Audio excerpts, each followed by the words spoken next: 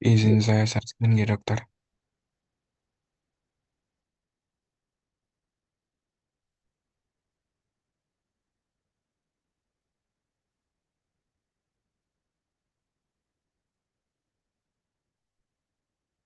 Bentar, mohon maaf ya, mohon waktu sebentar.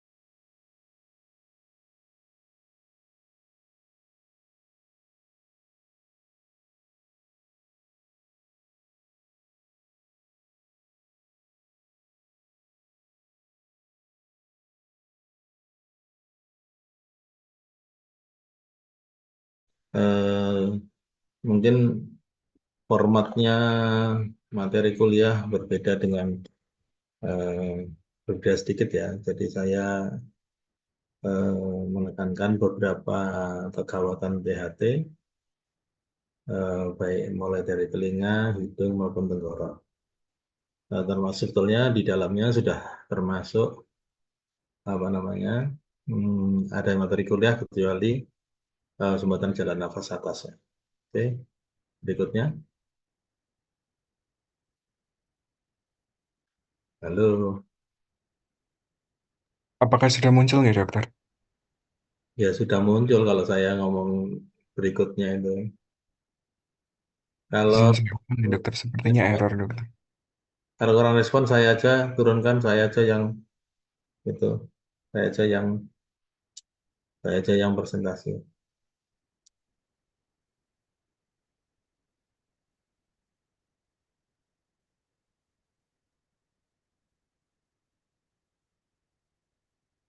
Apakah sudah muncul ya dokter? Ya sudah. Baik, kalau di THT itu ada kegawatan yang mengancam jiwa dan tidak mengancam jiwa. Serta ada yang membuat cacat baik baik permanen atau tidak permanen ya. Yang terpenting adalah mencegah komplikasi jangan sampai permanen atau jangan sampai cacat. Next berikutnya. Jadi ini kalau menurut insiden yang dari penelitiannya penelitiannya si apa, Recording in progress. Pak Ali ini, jadi pegawatan mulai dari yang awal pertama itu yang menduduki ranking tertinggi adalah epistaxis atau mimesis. Kemudian benda asing, trauma, baru abses dan sumbatan jalan nafas atas berada di agak di bawah. Serta post-op hemoragik, jadi perdarahan post-op baik karena operasi telinga, hidung maupun tenggorok. Next berikutnya.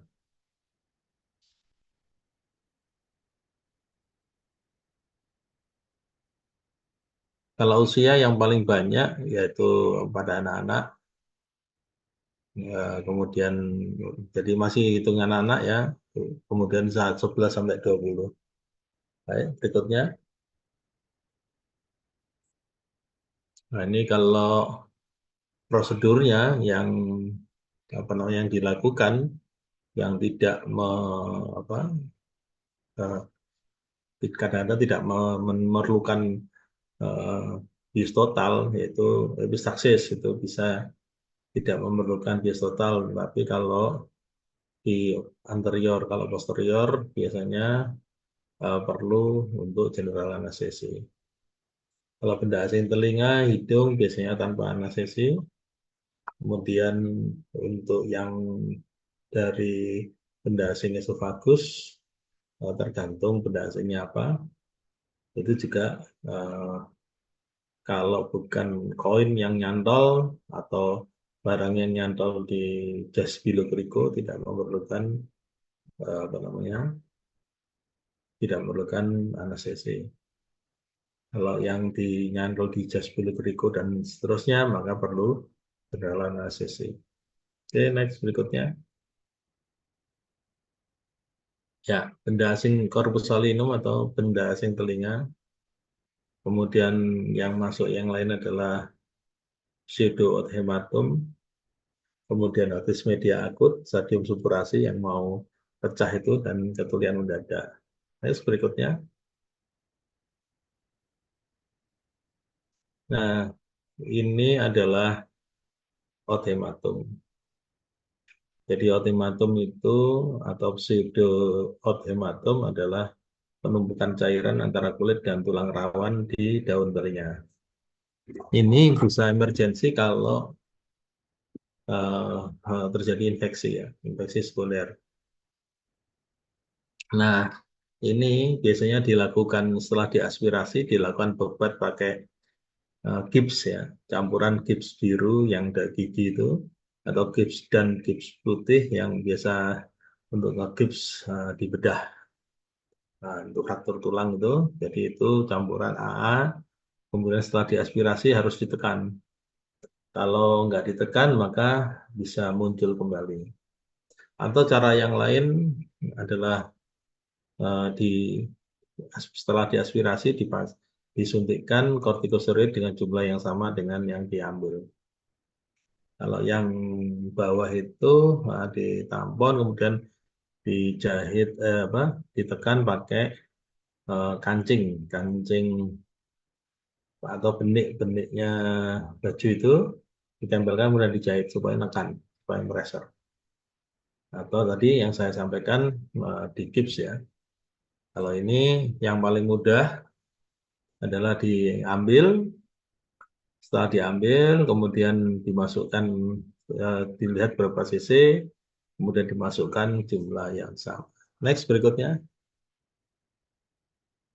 Nah, ini kalau nggak ditangani terus kemudian terjadi infeksi, maka infeksinya cauliflower ear, jadi seperti mengkeret gitu ya, telinganya kambing gitu ya, turun, bahkan tulang rawannya hilang, jadi tinggal kulitnya saja sehingga turun.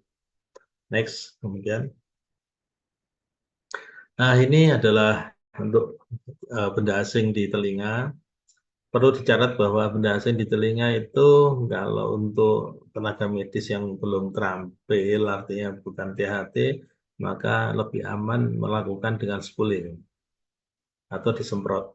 Kalau disemprot gagal, maka dikirim. Karena apa?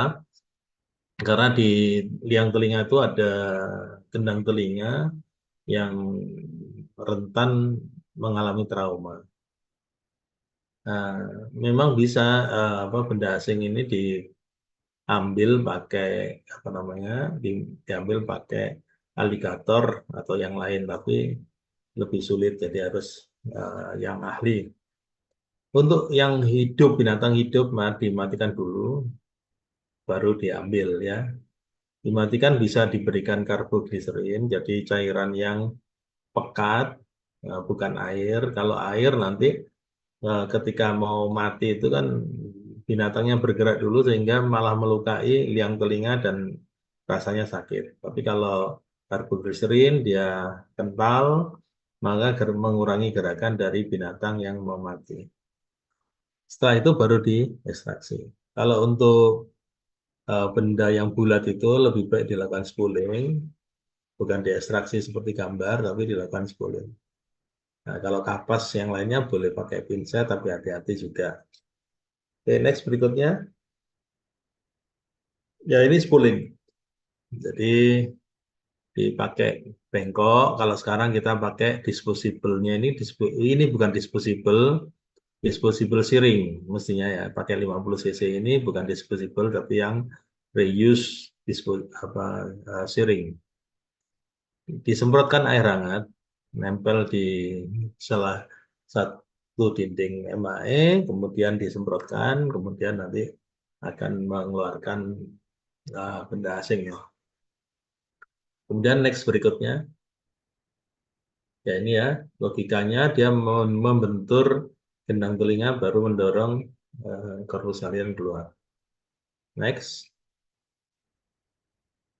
Nah, ini emergensi yang lain adalah otitis media akut stadium supurasi itu yang pada gambar kiri bawah. Jadi kiri bawah yang melembung itu adalah otitis media supuratif atau otitis media stadium Bomban. Jadi nanahnya itu mendesak gendang telinga sampai mau pecah. Tapi kalau sudah pecah itu biasanya panasnya hilang, nyerinya hilang.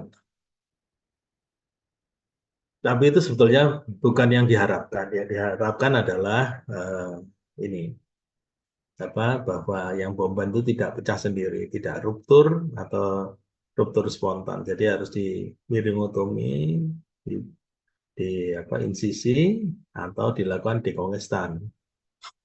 Dekongestannya harus baik, harus tepat dosis karena itu kalian harus hafal dosisnya bagaimana, tepat dosis supaya pasiennya bisa sembuh. Nah, ini artinya kalau tempat dosis maka tuba stafis buka, maka cairannya bisa ngalir ke nasofaring. Ya, next berikutnya. Nah, ini kayaknya ada video, bisa diklik deh ini. Saya. Nah, ini contoh ini ini ini kelihatan yang ditusuk saja harusnya di insisi ya. Nah, ini keluar ini yang telinga. Nah, di insisi terus keluar baru disedot. Ini stadium bomban ya. Kalau di insisi begitu dia bisa nutup sempurna, tapi kalau ruptur maka dia tidak nutup sempurna. Tapi harus diwanti-wanti, diingati apa dia pasiennya diedukasi bahwa setelah di insisi ini tidak boleh kena air ya, seperti itu. Oke, next berikutnya. Ya ini sudden deafness. Ini yang di kelas nanti di sharing di kelas sebelahnya ya. Yang sebelahnya ini kemarin belum saya berikan ini. Sensory neural hearing loss, jadi tuli mendadak. Hati-hati yang pakai earphone, headset, kebiasaan atau dengar suara keras, atau ya hati-hati karena memang penyebabnya tidak jelas ini, tetapi pada orang tertentu yang dipicu oleh trauma, maka trauma suara ya. Ini biasanya unilateral dan kemudian di pelaksanaan diberikan corticosteroid high dose gitu. Next berikutnya. Ya, ini ya corticosteroid 1 kali 60 mili. Kalau corticosteroidnya itu 5 mili berarti 12 kali. Nah, kalau perlu juga corticosteroid intratimanik. Kalau tadi kan insisi, jadi ini disuntikkan corticosteroid ke dalam liang telinga. Ke dalam kafung timani melalui liang telinga tentunya ya. Kalau pakai Dexa berarti dosisnya seperti itu injeksi. Kemudian kalau memang permanen dilakukan dipasang alat bantu dengar. Next berikutnya. Ini hidung. Ada itu tadi kan telinga, ini hidung. Jadi perawatan apa yang paling sering adalah epistaxis atau mimisen. Nah, mimisen ini bisa sebab dari depan, bisa sebab dari belakang. Next berikutnya. Ya, ini kalau kita review apa namanya letak dari apa visual anatomi dari anatomi histologi dari septum. Ini septum tengah sekatnya ya, bukan di kanan kiri yang ada konka. Ini setengah-tengah hidung itu septum. Kalau mukosanya septum itu dibuka, maka ada eh, apa pertemuan antara arteri-arteri yang ada di hidung. Kalau namanya plexus Kieselbach atau area little yang ada di depan itu. Yang kalau kamu ngupil tergores terus bisa mimisen itu karena mengoyak pembuluh darah yang ada di plexus Kieselbach. Itu merupakan pertemuan dari arteri ethmoid anterior, posterior, sama labialis superior, kemudian palatina mayor. Kalau yang belakang itu ada namanya plexus Woodruff. Woodruff ini biasanya karena epistaxis posterior atau dia perdarahan di keluarnya dari arteri sphenopallatina yang ada di posterior, itu biasanya karena masalah metabolik atau karena masalah-masalah seperti hipertensi. Nah, itu memang agak sulit itu kalau mau tampon posterior atau tampon belok. Next berikutnya. Nah, ini apa saja? Jadi ini sebenarnya yang ini harus dihafal ya. Kemudian next berikutnya penyebabnya ini. Penyebabnya itu bisa lokal trauma karena ngupil ya. Nah, kalau yang hobi ngupil hati-hati bisa ya gini-gini, bisa mimisan, kemudian karena anatomis, bisa karena peradangan, baik peradangan karena infeksi atau bukan infeksi seperti alergi, bisa karena trauma atau pukulan, bisa karena obat-obat semprot seperti silokain itu anestesi itu bisa mengoyak dari pembuluh darah, terus kemudian yang lain adalah tumor. Kalau yang sistemik, biasanya karena tekanan darah tinggi, ada gangguan dari vaskulernya, kardiovaskuler, dan penyakit-penyakit darah yang lain. Next, berikutnya. Nah, kalau anterior ini, kan tadi, ya, plexus kizilbah atau little area, kemudian next, berikutnya, cara menghentikannya, ya penyebab terbanyak ini ngupil. Terus kemudian, nah kalau di rumah jadi agak tunduk ke depan, kemudian kepala agak condong ke depan, badan juga, terus menunduk.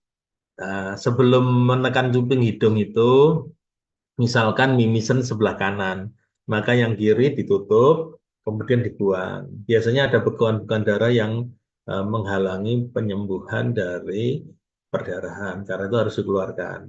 Begitu dikeluarkan, biasanya terus perdarahannya cepat, nggak usah takut, ditutup, cuping hidungnya selama kira-kira 15 menit atau 20 menit, nafas lewat mulut, kemudian dilepas.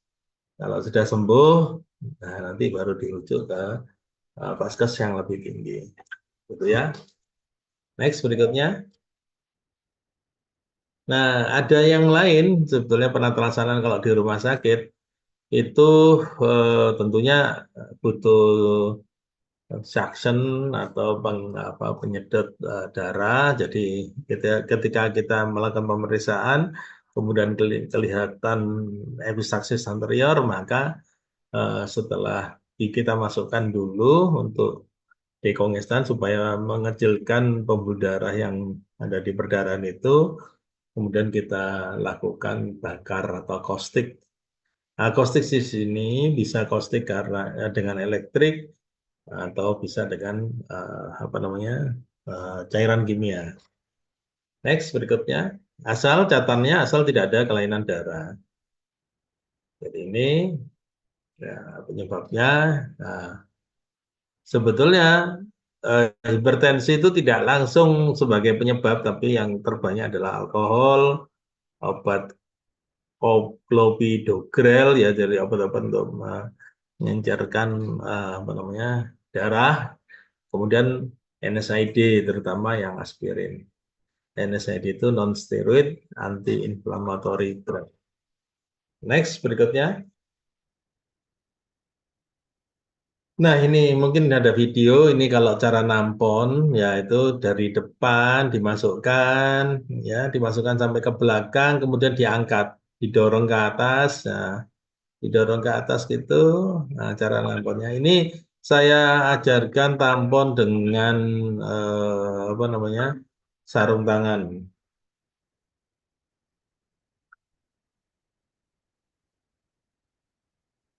Sarung tangan, jadi sarung tangan diisi spons, mau spons seperti apa untuk cuci piring itu bisa dipotong, itu kan lembut sponnya, kemudian disterilkan dulu, baru kalau ada seperti ini. Nah, ini bisa dipasang banyak, jadi bisa bisa pasang banyak sampai dia menekan sampai ke atas, Jadi eh, di atas juga ditekan, jadi penuh seperti ini. Nah, kalau tampon belok, maka di belakang itu juga dipasang dulu tampon bola tampon besar melalui mulutnya.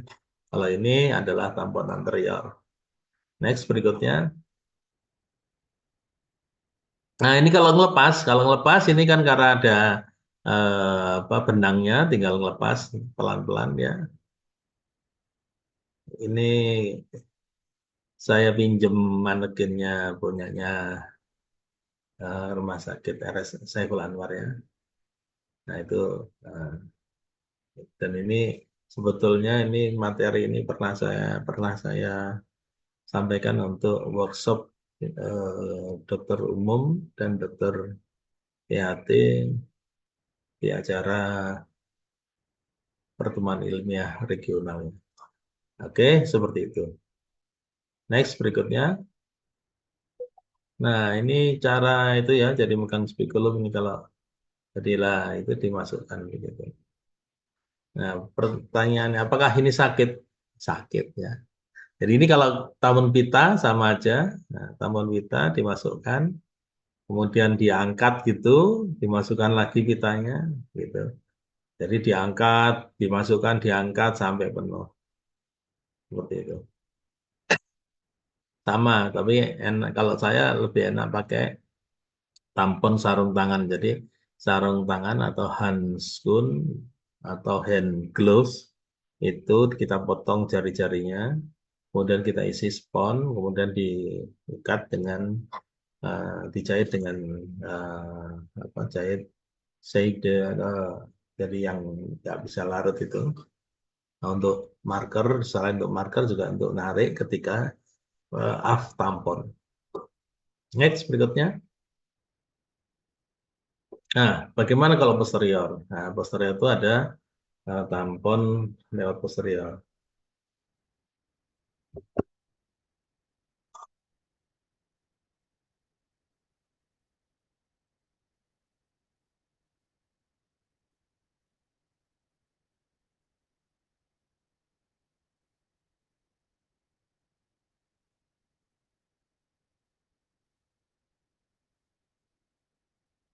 Sebentar ya, ada sesuatu yang harus saya.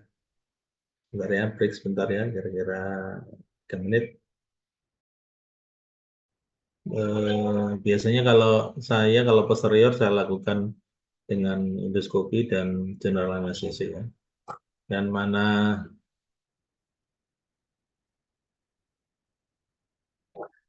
yang mana kita kalau dengan endoskopi dan pasiennya tidur kita bisa eh, menyusuri atau mengeksplorasi kafum timpani dari depan sampai belakang mana-mana sumber yang perdarahan yang terlihat ya. Kemudian kita lakukan elektrokauter tapi tidak menggunakan elektrokauter. Kalau pakai elektrokauter biasa maka muncul perdarahan di sebelahnya. Jadi kita pakai namanya radiofrekuensi. Next berikutnya. Nah, kalau manual kita pakai tampon tadi ini terus ditambah eh, belakang tampon posterior. Next berikutnya.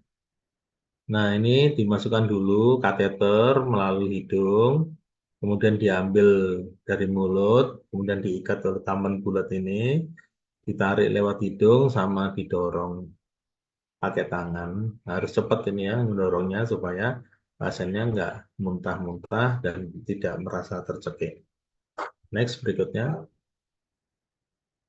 Nah, ini kalau pakai ligasi, jadi di daerah sphenopallatina itu dibuka kemudian dilakukan ligasi. Biasanya kalau saya biasanya ya terserah mau ligasi atau electrocauter. Next berikutnya, oh ini ligasi kayaknya agak rumit ya. Di bawah ini konka inferior yang kelihatan atas itu konka medius ya. Terus yang kanan ini adalah septum, ini ke arah bawah, jadi ke arah antara konka inferior dan medius. Ya, itu di belakang posterior tampak pembuluh darah yang melebar sekali. terus ada darah. Nah, biasanya kita ini ada darah, terus kemudian kita, oh ini ada operasi dari membuka sinus maksilaris yang kiri itu.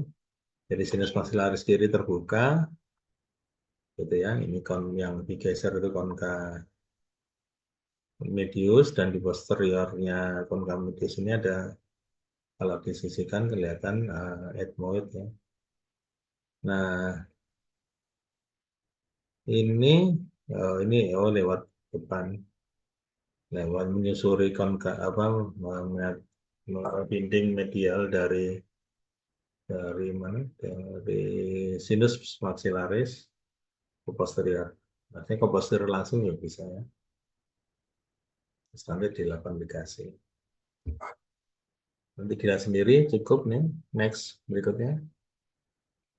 Nah, ini kalau operasi ligasi arteri maksilaris melalui gus ya, no. Kalau kita di pipi ini ada yang bagian cekung dekat hidung itu namanya fossa canina. Nah, fossa canina itu kalau diakses lewat eh, eh, apa namanya gingiva, maka di atasnya gingiva. Jadi kalau dilakukan insisi gingivolabialis, jadi di dalam di iris, kemudian mukosanya dilepaskan dari tulang dan kita lakukan tatah atau bor sehingga nembus ke sinus maksilaris. Nah, di situ ada arti maksilaris dan dilakukan ligasi. Oke, next berikutnya. Nah, ini corpus calinum hidung. Nah, itu pakai alatnya ring hug ya. Jadi hug ini tapi ada bundernya itu. Jadi ring hug itu kan meskipun masuk hidung ya kelihatan di sini, wah itu penuh gitu ya. Itu masih ada celah di atas. Jadi ini masukkan di atas terus dikantol gitu. Next berikutnya. Nah, seperti ini ya. Dikantol. Terus next berikutnya. Nah, ini kalau traumanasi tentunya karena apa? Kalau ini tampak apa? Fraktur os nasal ke kiri ya. Jadi itu kalau kurang dari 8 jam itu dilakukan reposisi itu mudah. Kemudian ya berdarahnya berdarah tapi bisa bisa bagus gitu sebelum ada udim dan sebagainya. Oke, next berikutnya. Mungkin ada gambarnya aja, ada gambarnya ini coba. Nah, ini alatnya, ada beberapa alat, ada asforceps, ada Waslam, ada buis elevator. Ya, jadi kalau saya tunggal, biasanya saya pakai buis. Kalau pakai Waslam itu lebih nyaman karena kanan kiri saya bisa masukkan, kemudian diangkat ke atas, diratakan, klek, tuh, terus bisa diraba rata, sudah selesai. Cuman ya memang berdarah. Oke, next berikutnya. Nah, ini pakai waslam ini asporet forcep ini contohnya terus next mungkin ada gambar yang lain ya ini kalau pakai yang tunggal itu tadi ya Bois itu contoh-contoh itu jadi bisa dibayangkan ya. Oke next berikutnya nah nanti setelah itu ditampon ya,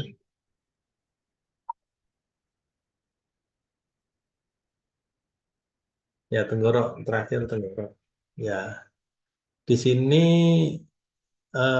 jadi gini sebelum kita bahas tenggorok itu biasanya terjadi sumbatan jalan nafas atas. Sumbatan jalan nafas atas itu ada dua. Jalan nafas itu sebetulnya dua. Yang atas apa yang bawah. Nah, ciri khasnya beda-beda. Kalau sumbatan jalan nafas bawah itu ketika ekspirasi berbunyi ngik gitu ya.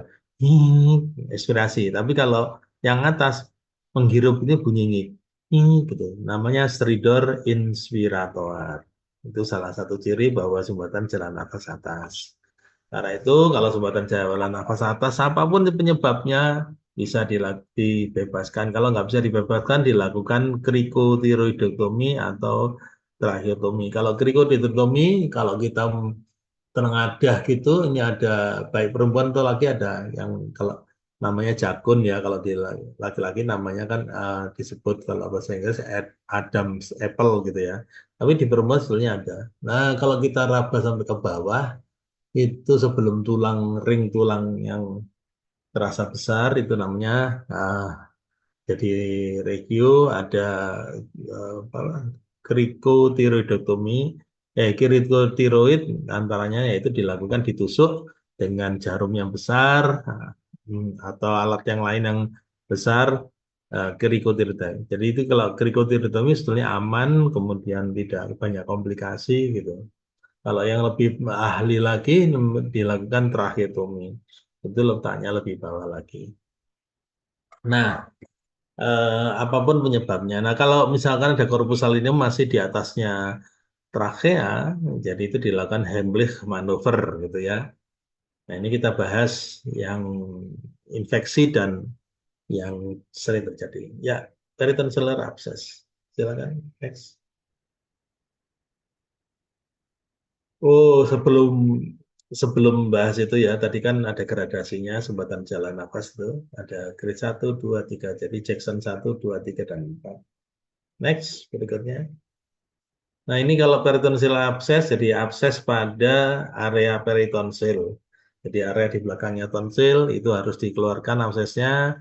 Panduan pertama adalah yang paling menonjol, yang kedua adalah perbatasan garis antara uvula dengan molar, kemudian yang ketiga adalah acak. Nah, kalau keluar pus seperti ini, itu pasti abses, baru dilanjutkan insisi. Kalau bukan, maka dianggap sebagai infiltrat peritonsil dan diberikan obat-obatan. Next berikutnya. Nah, laringomalacia. Laringomalacia ini jadi epiglotisnya yang tidur. Jadi epiglotis itu harusnya tegak. Nah, jadi kalau ada makanan masuk lewat mulut, kena epiglotisnya tidur, terus kemudian nutupi jalan nafas, kemudian makanan lanjut ke belakang, ke posterior, ke masuk ke esofagus. Nah, ini nggak ada apa-apa, nggak ada makanan, nggak ada apa-apa, epiglotisnya tidur. Berbagai teori ada karena gangguan saraf, kurang kuat sarafnya. Ada yang bilang gangguan dari tulang rawannya. Gitu. Tulang rawannya belum matur sehingga lembek gitu. Nah, sebetulnya yang banyak dirujuk adalah bahwa ini karena kurang belum tumbuh sempurnanya sarafan di daerah laring gitu. Kalau laringnya sendiri sebetulnya sudah ada tulang rawannya. Nah, gitu penjelasannya. Jadi menutup jalan nafas. Next berikutnya. Nah, bisanya gimana? Kalau nutup itu eh, terutama tidur ya. Nah, pasiennya harus dimiringkan kanan atau kiri biar bisa bernapas, tidak bersumbat. Jadi atau tengkurap, miring kanan, miring kiri atau tengkurap itu awal. Nah, nanti kalau sudah matur, biasanya setahun itu sudah bisa tegak lagi sendiri. Nah, itu baru apa namanya? eh, apa di nunggu setahun baru bisa normal. Tapi kalau enggak bisa dengan tidur miring, enggak bisa, masih masih sesat, tengkurap, bisa dilakukan tracheotomi. Next berikutnya. Nah, laringitis akut ini pada yang berbahaya itu pada bayi dan anak-anak. Jadi kalau ada pilek bayi dan anak, waspada ke telinga, waspada ke laring. Nah, bedanya apa dengan penyakit laringomalacia katanya? Kalau laringomalacia itu pita suaranya nggak terganggu. Kalau ini pita suaranya terganggu. Jadi pasiennya nangis, kemudian paro atau serak, gitu, terus sesak. Gitu. Kalau ada itu berarti kita pikirannya laringomalacia. Nah, harus waspada karena pada anak-anak udim inflamasi 1 mili saja sudah nyumbat 50%. Next berikutnya. Jadi pengobatannya diberikan kortikosteroid high dose, gitu ya, diulang tiap 30 menit. Kalau gagal berarti dilakukan tracheotomi sama. Next berikutnya, sudah selesai ya. Nah, ini adalah kegawatan di bidang THT meskipun agak berbeda kemarin yang dengan slide yang saya kirimkan untuk teman-temanmu. Nanti dikombinasi saja antara ini dengan yang sudah ada. Tolong di-share ke angkatan ke kelas sebelah supaya sama-sama tahu semua. Mungkin ada pertanyaan?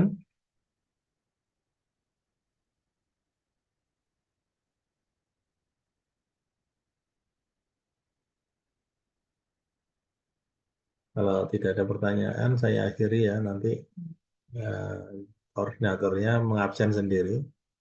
Nanti baru eh, ketika offline nanti saya kabarkan.